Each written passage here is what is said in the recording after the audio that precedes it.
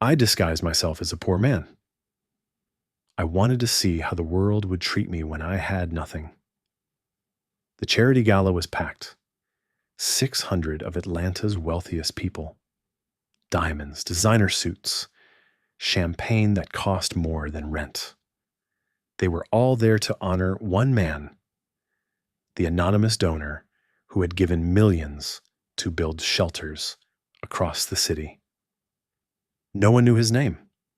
No one had ever seen his face. The MC stepped to the microphone.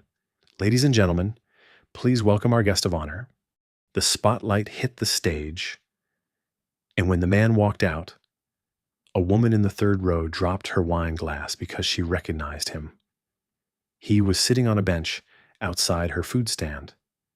Dirty clothes, worn-out shoes, hungry, and she had given him the only plate of food she had left, her last meal for the day, the meal she was supposed to eat herself. Now he was standing on that stage in an expensive suit, and he was looking directly at her. Now, before I tell you what happened next, check that subscribe button.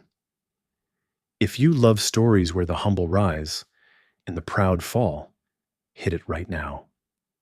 And turn on notifications because the payback in this story, it is going to be legendary. Now let me take you back to where it all began. Darius had a problem that money couldn't solve. He was surrounded by people and completely alone. His company, Kane Global Technologies, had offices in many countries. His face was on the cover of Forbes. Bloomberg called him the most innovative mind in African tech. He had a penthouse in Midtown Atlanta that overlooked the entire city, cars he never drove, a closet full of clothes he never wore, and a phone full of contacts who never called unless they needed something, and not a single person he could trust.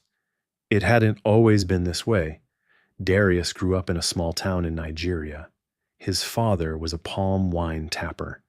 His mother sold a car on the roadside. They had nothing. No car, no TV, sometimes no electricity. But they had love, real deep, unshakable love. His father would come home every evening tired and dusty, and his mother would wash his feet, not because she had to, because she wanted to. That is love, my son, his father told him once. Love is not what people say when the world is watching. Love is what they do when no one is looking. Darius carried those words like a compass. They guided him through university in Lagos, through his first years in America, and through the lonely nights of building a company from nothing. But somewhere along the way, the compass stopped working, because the richer Darius got, the less real the people around him became. His first girlfriend left him when his startup was struggling. I can't do this broke thing. Darius, call me when you make it. He made it. She called. He didn't answer. His second girlfriend stayed through the success, but she stayed for the wrong reasons. She posted him on Instagram every day, tagged luxury brands, smiled for cameras, called him babe in public and boring in private. When he caught her texting another man, she shrugged. You're always working? What did you expect? His business partners were worse. Some of them had tried to steal from him. One had forged documents to take ownership of a subsidiary, and another had sold company secrets to a competitor. Even his own cousin, his mother's sister's son, had come to America, moved into Darius's guest house, and then sued him for millions, claiming he had helped build the company. He hadn't. He had lived rent-free and contributed nothing. Darius had built a wall around his heart so thick that nothing could get through. He ate alone, worked alone, lived alone. His assistant, Jamal Reed, was the closest thing he had to a friend. Jamal had been with him for years, loyal, quiet, honest. You need to get out more. Jamal would say. You're becoming a ghost.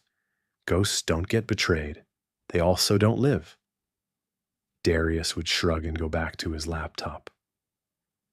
But one night, everything changed. Darius was working late in his penthouse when his phone rang. It was his mother. Darius, my son. Mama, how are you? I am old. I am tired and I am worried about you. Mama, don't worry. I'm fine. Business is good. I didn't ask about business. I asked about you. When last did you laugh? When last did someone cook for you? When last did someone sit with you just because they wanted to? Silence. Darius, your father used to say something. Do you remember? Love is what people do when no one is looking. Yes. And my son. When last did someone do something kind for you when they didn't know who you were? That question hit Darius like a truck. When last? Never. Every act of kindness he received came with a price tag. Every smile had an agenda. Every I love you had conditions. Mama, find out my son. Find out who loves you when you have nothing. That is the person who truly loves you. She hung up. Darius sat in his penthouse, staring at the Atlanta skyline. And by morning, he had a plan. Darius called Jamal early in the morning. I need you to do something for me. And I need you to not ask questions. That's never a good opening. What is it? I'm going to disappear. Silence. Disappear where? Into the streets. I'm going to disguise myself as a poor man. No money, no phone, no name. I want to see how people treat me when they think I'm nobody. Darius. That's my mother told me to find out who loves me when I have nothing. This is the only way. Jamal exhaled. You're serious completely. What about the company? You have board meetings, investor calls, the Tokyo deal closes in. Handle it. You've been ready to run things for years. Now's your chance. More silence. I'll check in with you once a week from a burner phone. Other than that, I'm a ghost. Jamal leaned back in his chair. Your mother told you to do this. She told me to find out who loves me when I have nothing. And you decided the best way to do that is to become homeless. I decided the best way is to become invisible. There's a difference. Jamal shook his head. Fine, but I'm setting some ground rules. You check in every Sunday. If you miss one check-in, I'm sending security to find you. Deal. The transformation was thorough.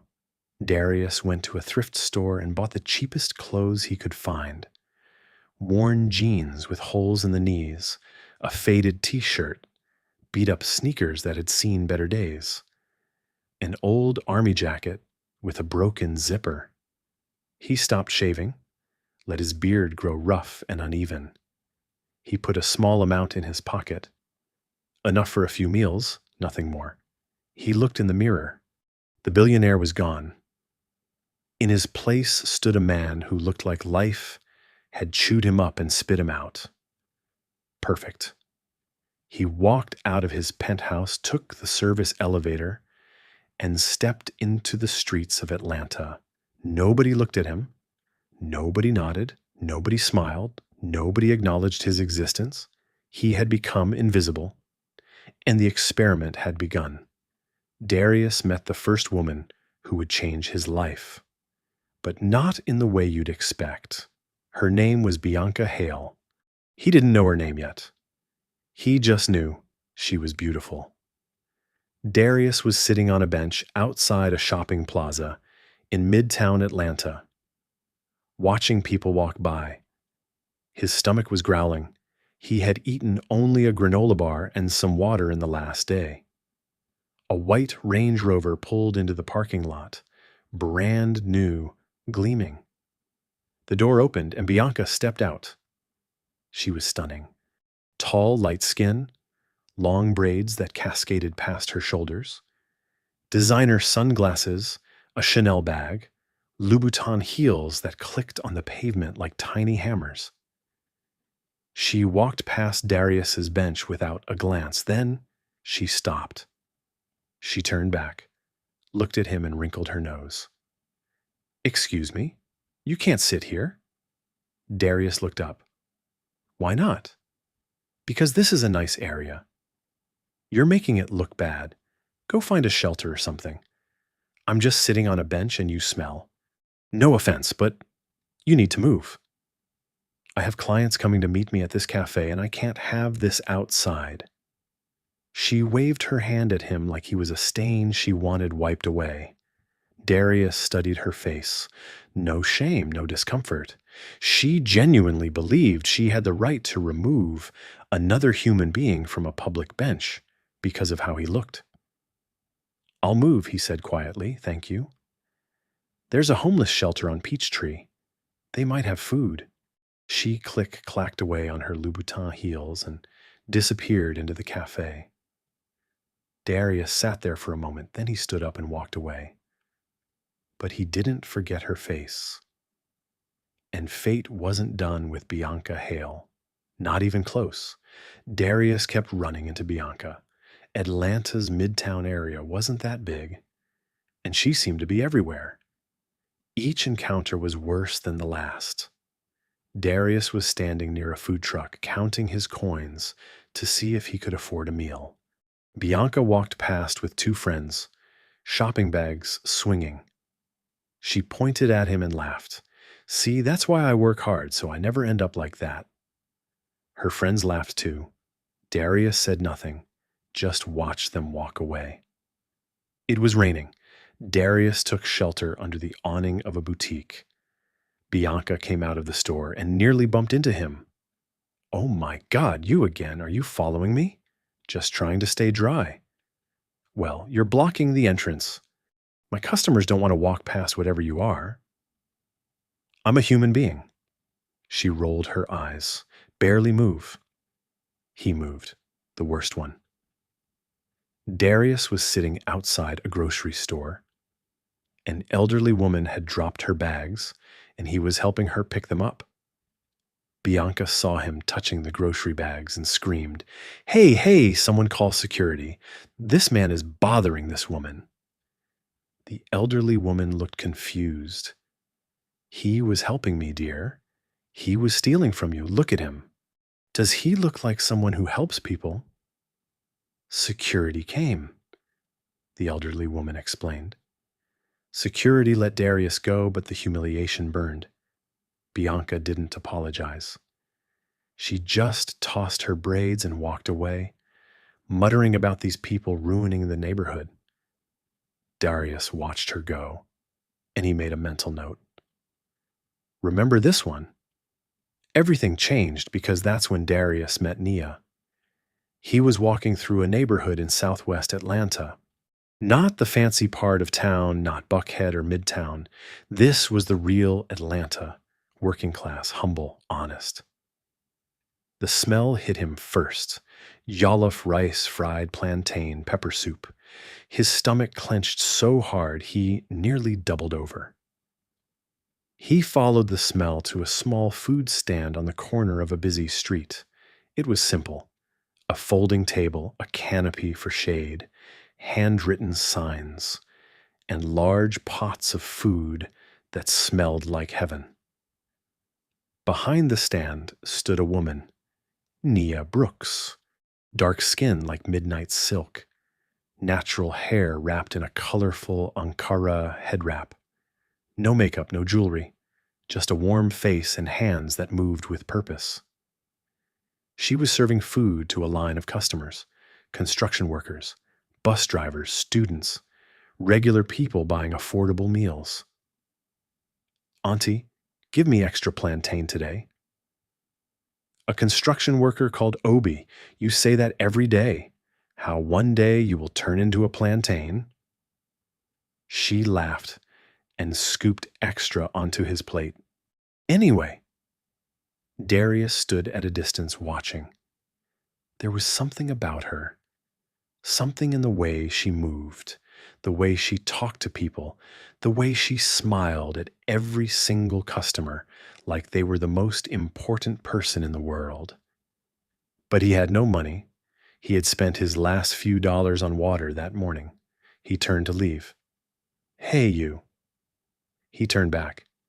Nia was looking at him. "You've been standing there for a while. Are you hungry?"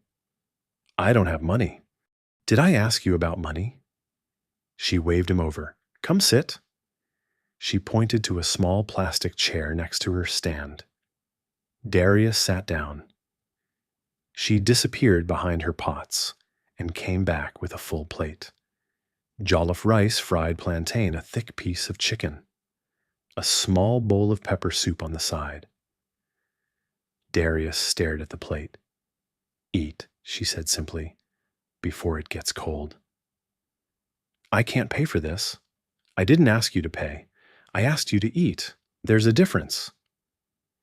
She went back to serving her customers. Darius ate, and for the first time in years, maybe for the first time since his mother's cooking in his hometown, food tasted like love. When he finished, Nia came back with a bottle of water. "Better. Much better." "Thank you. You didn't have to do that. My mother used to say, 'A hungry person is God's question to you. What you do with that question is your answer.' So I answered." Darius felt something crack open in his chest. "What's your name?" he asked. "Nia, you?" He hesitated. "Kane, his middle name." "Close enough to the truth. Kane, that's a good name." "It means the people's heart." "Are you? Am I what? The people's heart?" He laughed, a real laugh. "The first one in months. I don't know. Maybe I used to be." Nia studied him for a moment, those dark eyes seeing something most people missed. "You don't look like a man who's always been on the street." "What do I look like?" "Like a man who's lost." "Not lost like he doesn't have a home. Lost like he doesn't know who he is anymore." The accuracy of her words nearly knocked him off that plastic chair. "You're very perceptive. I'm very broke. Broke people see the world clearly because we can't afford illusions." She smiled. He smiled back. And something began. Darius came back every day, not because of the food, because of her. Every day Nia fed him. Every day she refused his apologies for not paying. Every day they talked. He learned her story. Nia had come to America from Nigeria. She had a degree in accounting, top of her class. But her credentials weren't recognized in the US. So she did what she had to do. She started a food stand. "It's not what I dreamed of," she told him. "I dreamed of working in a big office, wearing a suit, doing important things, but dreams don't pay rent." She had a daughter, Zara, bright, curious, the center of Nia's universe. Zara's father had left when Nia was pregnant, went back to Nigeria, never sent a dime. "Some men plant seeds and walk away," Nia said, "but the tree still grows. Zara is my tree, and she is growing beautifully." Nia worked long hours every day, woke early to prep food, stood on her feet until evening selling meals, and went home, helped Zara with homework, collapsed into bed. She made enough to cover rent, food, and Zara's school fees. Barely. Some months she didn't eat dinner so Zara could eat more. "Are you happy?" Darius asked her one afternoon. The same question that had stumped him when his mother asked. Nia thought about it. "I have my daughter. I have my health. I have this little stand that feeds people. I have enough. Enough is a blessing, Kane. Most people who chase more never realize they already have enough." Darius looked at this woman, exhausted, overworked, underpaid, struggling every single day, and happier than he had ever been with billions. Then came the day that broke him. It was unusually cold for Atlanta. Business had been slow all day. Darius arrived at the stand at noon and noticed something different. Nia's pots were almost empty. Only one plate of food remained, her last plate for the day. Slow day, Darius asked. Very slow. The cold keeps people home, she smiled. But he could see the worry behind it. A slow day meant less money. Less money meant choices. Pay the electric bill or buy groceries. Darius looked at the single plate of food. Is that for a customer? No, that's my dinner. She paused. Then she picked up the plate and held it out to him.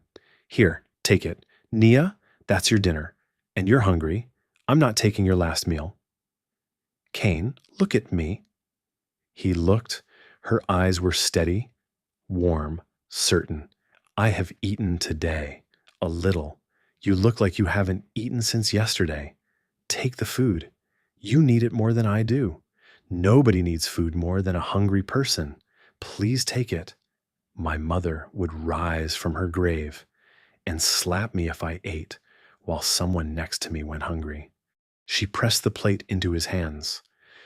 Darius looked at the food. Jollof rice, fried plantain. Her last piece of chicken. The last food she had given to a stranger she thought had nothing. Given without hesitation, without calculation, without expecting anything in return. His hands trembled, his eyes burned. And for the first time in years, since he was a boy in his hometown, watching his mother wash his father's feet, Darius cried. Not a single tear, not a dignified moment of emotion. He broke down. Right there on that plastic chair holding a plate of jollof rice, this billionaire wept like a child. Nia rushed to his side. Kane, what's wrong? What happened? He couldn't speak. He just shook his head, tears pouring down his face. She did the most natural thing in the world. She put her arms around him and held him. A stranger, a man she thought was homeless, a man who had nothing. She held him like he mattered. It's okay, she whispered. Whatever it is, it's okay. You're not alone. You're not alone. 3 words that cost nothing. 3 words worth more than billions. When he finally composed himself, she handed him a napkin and sat beside him. You don't have to tell me what's wrong, she said, but I want you to know you have a friend here. Okay, whatever happens, you have a friend. Darius looked at her, and in that moment he knew this was the one. This was the person his mother told him to find, and the one who loved him when he had nothing. Darius broke his own rules that night. He went to his penthouse called Jamal. I found her. Found who? The person Mama told me to find, the one who loves me when I have nothing. He told Jamal everything. Nia, the food stand, Zara, the last meal. Jamal was quiet for a long time. What are you going to do? I'm going to tell her the truth, but not yet. I need to do something first. What? I need to make sure she's real, not just kind to me, kind to everyone, kind when it costs her something, kind when no one is watching. You've spent weeks with her. She gave you her last meal. What more do you need? I need to be sure, Jamal. I've been wrong before. I can't be wrong again. So, Darius tested her one more time. Not cruelly, not with manipulation, with observation. He watched from across the street as a teenage boy came to Nia's stand. The boy was clearly hungry, clearly broke. He stood at a distance staring at the food. Nia noticed. She waved him over, fed him for free, didn't ask questions. When the boy left, she had one less sale for the day.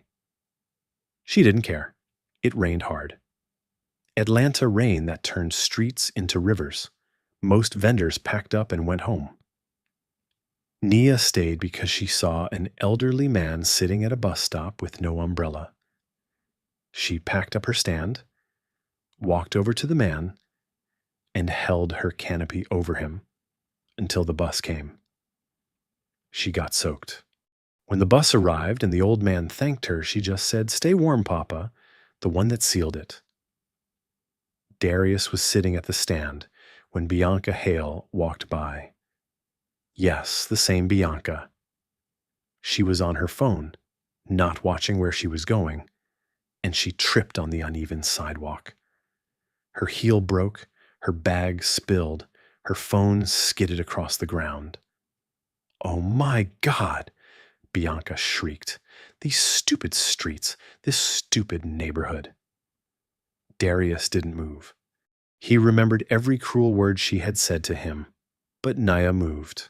She rushed over, helped Bianca pick up her things, handed her the phone. "Are you okay, sister? Are you hurt?" Bianca snatched her phone back and looked at Nia with disgust. "Don't touch my things with your greasy food hands." Nia stepped back. "I was just trying to help. I don't need help from a street food vendor. God, this neighborhood is a dump." Bianca hobbled away on her broken heel, muttering insults. Nia watched her go. Then she turned back to her stand, shook her head, and smiled. "Some people carry their pain in their mouth," she said to Darius. "It comes out as cruelty. But it's really just sadness." She wasn't angry. She wasn't bitter. She had just been insulted, humiliated, and disrespected. And her response was compassion. Darius stared at her. "How do you do that? Do what? Forgive people who don't deserve it." Nia shrugged. "My grandmother used to say, 'Bitterness is a poison you drink hoping the other person dies.' I don't have time for poison, Kane. I have a daughter to raise." That was it. That was the moment Darius knew with absolute certainty. This woman was real, and she deserved to know the truth. "Nia, I need to tell you something." "Okay. Can we talk tonight? After you close the stand?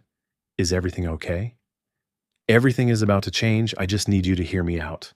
She studied his face, those perceptive eyes, seeing something shifting. "Okay, Kane. Tonight." That evening, after the stand was closed and Zara was asleep at the neighbor's house, Darius and Nia sat on the steps behind her small apartment. The Atlanta sky was dark. Stars were hard to see in the city, but somehow, tonight a few broke through. "Nia, my name isn't Kane." She looked at him. "Okay, my name is Darius." Darius. No reaction. The name meant nothing to her. "I'm not homeless. I'm not poor. I'm not who you think I am." She tilted her head. "Then who are you?" "I'm the founder and CEO of Kane Global Technologies. I'm worth a lot of money, Nia. More money than you can imagine." Silence. Long silence. Nia looked at him. Really looked. "Is this a joke?" "No." "You're telling me you're a billionaire?" "Yes. And you've been coming to my food stand every day, dressed like this, pretending to have nothing." "Yes." "Why?" "Because my mother told me to find out who loves me when I have nothing. And you do. You gave me your last meal, Nia. Your last meal when you thought I was nobody. When you thought I had nothing to offer you." Nia was quiet for a very long time. Darius's heart pounded. This was the moment. Would she be angry? Would she feel used? Would she? "So, all this time you had money. You could have eaten anywhere at any restaurant, and you came to my little stand." "Yes." "And you let me give you my last meal, my dinner, when you could have bought the entire street." "Yes." He waited for the anger. Instead, Nia started laughing. Not a bitter laugh, not a sarcastic laugh, a real, full, deep belly laugh. "Nia, you are crazy." She laughed harder. A whole billionaire sitting on my plastic chair eating jollof rice from a paper plate with holes in your jeans. Darius couldn't help it. He started laughing too. They laughed until tears came. The good kind of tears. When the laughter faded, Nia wiped her eyes. Darius, I need you to understand something. What? I didn't give you my last meal because I expected something. I didn't feed you because I thought you were secretly rich. I fed you because you were hungry. That's it. That's the whole reason. I know. And if you had told me on day one that you were a billionaire and I would have charged you double. He burst out laughing again. She smiled. Then she got serious. What happens now? Darius took her hand. There's an event soon, a charity gala. I'm being honored for some donations I made. I want you to come with me. Me at a gala, Darius. I don't have a dress. I don't have shoes. I don't know how to act around those kinds of people. You don't need to act. You just need to be you. That's more than enough. And your world, your fancy billionaire world, what will they think of a street food vendor from Nigeria? They'll think I finally found someone real. She squeezed his hand. Okay, I'll come. But I'm warning you. If the food at this gala is bad, I'm leaving. He laughed. Deal. The Grand Hyatt Ballroom had never seen anything like it. 600 guests had the biggest names in Atlanta. Senators, tech CEOs, athletes, entertainers. A red carpet stretched from the entrance to the ballroom doors. Photographers lined both sides, flashing cameras at every arrival. The event was the annual Atlanta Philanthropy Awards. And tonight's guest of honor was the anonymous donor who had given millions to build homeless shelters across the city. Nobody knew who it was. The rumors had been flying. A Saudi prince, a Silicon Valley mogul, a Hollywood actor. Nobody guessed it was Darius Kane because Darius had always given anonymously, never wanted credit, never wanted attention, just wanted to help. Tonight, he was stepping out of the shadows. Jamal had arranged everything. A custom midnight blue Tom Ford suit for Darius, freshly groomed, clean-shaven. The billionaire was back. And for Nia, a stunning gold gown that caught the light like liquid sunshine. Simple diamond studs in her ears, her natural hair styled in an elegant updo. She looked at herself in the mirror and her eyes went wide. Darius, this dress costs more than my food stand makes in a year. You're worth more than every dress in this city. I look like a queen. You always did. Now the outside matches. She punched his arm playfully. Smooth talker. I learned from the best jollof rice saleswoman in Atlanta. Zara was being watched by Nia's neighbor, safe, happy. The limousine pulled up to the Grand Hyatt. Nia gripped Darius's hand. I'm nervous, don't be. Every person in that room became successful by pretending to be something they're not. You became extraordinary by being exactly who you are. She took a breath. Okay, let's go. They stepped onto the red carpet. Cameras flashed. People stared. Who was this woman beside Darius Kane? Nobody recognized her. She wasn't a celebrity. She wasn't a socialite. She wasn't anyone they had seen in their circles. But she carried herself like she belonged because she did. Inside the ballroom, the crowd was electric. Champagne flowed. A live orchestra played. Round tables draped in white linen filled the space. Darius and Nia took their seats at the main table near the stage. And that's when Darius saw her, Bianca Hale. She was there. Of course, She was a social climber, like Bianca, never missed a high-profile event. She was wearing a tight red dress dripping in jewelry and working the room like it was her personal networking event.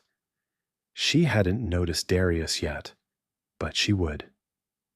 The MC stepped to the microphone.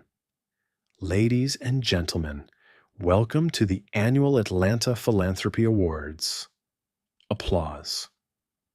Tonight we honor a man whose generosity has changed thousands of lives. His donation has built dozens of shelters across this city.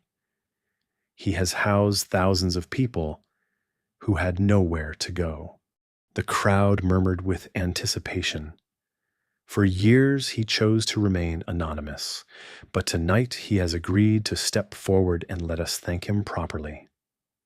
The spotlight swept across the room.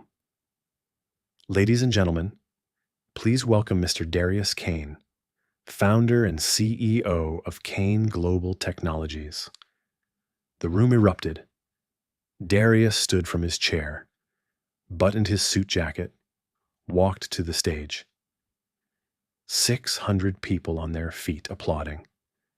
But Darius wasn't looking at them. He was looking at Bianca. She was in the third row, her wine glass frozen halfway to her lips. Her face was white because she recognized him, the dirty man from the bench, the homeless man she had told to leave, the man she had called barely human. Her wine glass slipped from her fingers and shattered on the floor. The sound cut through the applause. People near her turned to look. Bianca didn't notice. She was staring at the stage, her mouth hanging open, her perfectly applied makeup, unable to hide the horror in her eyes. Darius stepped to the microphone. Thank you. Thank you all. The applause died down. Everyone sat. I'm not going to give you a long speech about philanthropy. Instead, I want to tell you a story. He paused. I disguised myself as a poor man. I wore old clothes. I had no money. I wanted to see how the world would treat me when I had nothing. The room went silent. I sat on a bench in Midtown. A woman told me to leave because I was making the area look bad. Murmurs. I stood in the rain. The same woman told me I was blocking her store entrance. More murmurs, eyes darting around the room. I helped an elderly woman pick up her groceries. And that same woman accused me of stealing. Bianca was sinking into her chair, trying to disappear. She called me barely human. Gasps. Darius let the words settle. But then I met someone else. His voice softened. A woman who runs a small food stand in the southwest Atlanta. She saw me standing there hungry, and she didn't ask if I could pay. She just said, "Come sit, eat." He looked at Nia. She was wiping her eyes. She fed me every day. She talked to me. She laughed with me. She treated me like a human being. Not because she knew who I was, because that's who she is. The crowd was completely still, and on the coldest day, when business was slow and she had almost nothing left, she gave me her last plate of food. He paused. Her last meal, her dinner, the food she was supposed to eat herself. She gave it to a stranger she thought had nothing. Absolute silence. That woman is here tonight. He extended his hand toward Nia. Nia Brooks, the most extraordinary person I have ever met. The spotlight found her. Nia stood slowly, tears streaming, glowing in her gold gown. 600 people rose to their feet. The ovation was thunderous. Nia covered her mouth with her hand, overwhelmed. Darius walked off the stage, crossed the ballroom, and took her hand. "I told you," he whispered. "You just had to be you." She laughed through her tears. "The food here better be good," he laughed. "Nothing will ever be as good as your jollof rice." The ovation continued, and in the third row, Bianca sat alone, tears of shame running down her face, wishing the floor would swallow her whole. The gala changed everything, but not in the way most people expected. After the speech, the story went viral. Someone had recorded it on their phone. The video had millions of views. Billionaire disguises as homeless man. What happens next will make you cry. The whole world was watching. Interview requests poured in. CNN, Good Morning America, BBC, and everyone wanted to talk to Darius and Nia. They declined them all. Our story isn't for cameras, Nia said. It's for us. But the story had consequences, good ones and bad ones. The good. Darius's shelter project exploded. After the viral video, donations flooded in from around the world. The project grew from dozens of shelters to over 100. Nia's food stand became the most famous food stand in Atlanta. Lines around the block every day. Food critics calling her jollof rice the best in the city. She didn't raise her prices. If I raise my prices, the people who need my food most can't afford it. I didn't start this stand for rich people. I started it for hungry people. Darius offered to open a restaurant for her. A real one with a proper kitchen and seating and staff. Only if I can keep the stand too, she said. The stand is where I met you. It's where I belong. He kept the stand and opened the restaurant. Both. Zara got into the best school in Atlanta. Full scholarship. Not because of Darius's money, but because she tested in the top percentile in the state. That's her mother's brain, Darius told Jamal. Not my money, the bad. Bianca Hale's life fell apart overnight. When the viral video spread, people identified her as the woman who had called Darius barely human. Screenshots of her social media full of luxury posts and arrogant captions circulated alongside the video. Her clients dropped her. Her friends distanced themselves. Her Instagram followers plummeted. She posted an apology video. Tears, remorse. I'm not that person. I was having a bad day. Nobody believed her. And because it wasn't one bad day, it was a pattern. A lifestyle of cruelty disguised as class. Bianca showed up at Nia's food stand. She stood in line like everyone else. No Range Rover this time. No Louboutin heels. Just regular clothes and a humbled expression. When she reached the front of the line, Nia recognized her immediately. The woman who had called her a street food vendor with greasy food hands.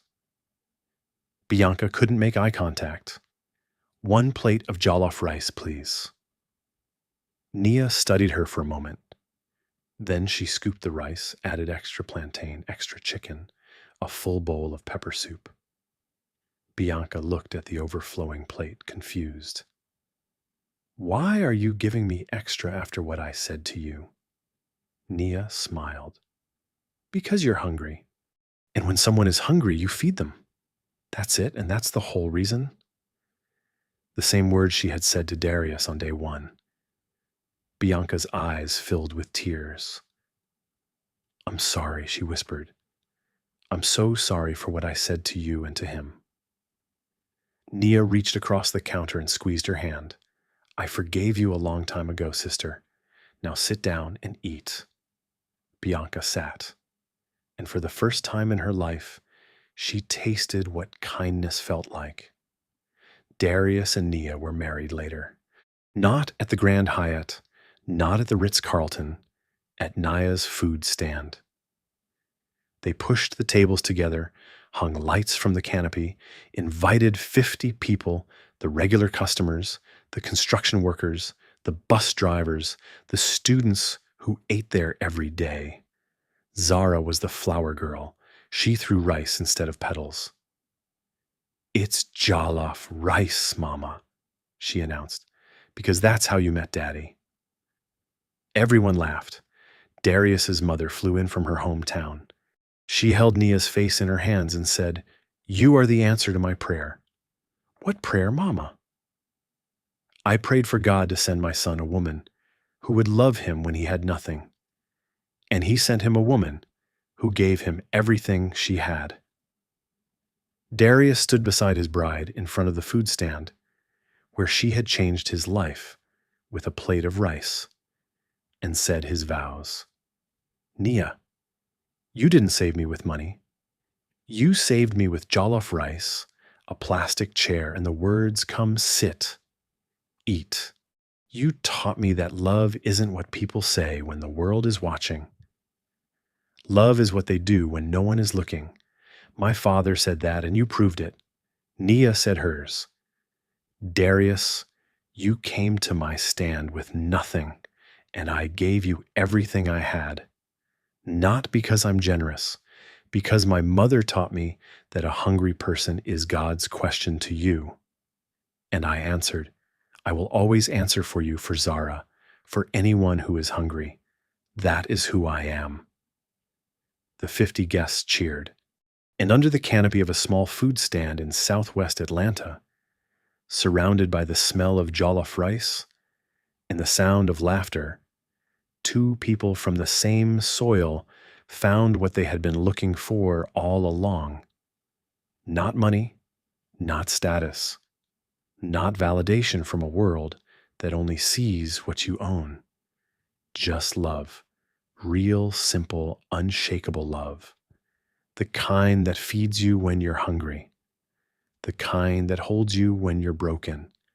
The kind that gives you its last meal and doesn't think twice.